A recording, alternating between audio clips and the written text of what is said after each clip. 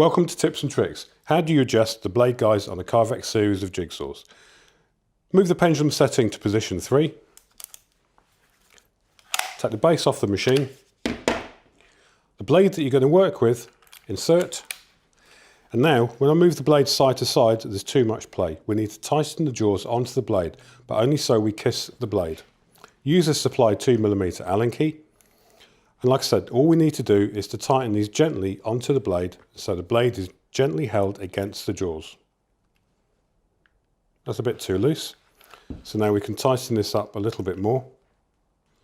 So now when I push on the back of the blade, it doesn't suddenly come forward. That's fine. Now we come back 3/4 of a turn. That's half. And then 1/4. So now the blade is adjusted correctly, and with the Carvex PS420 range of machines, you can achieve really cool cuts and of course, accurate each and every time.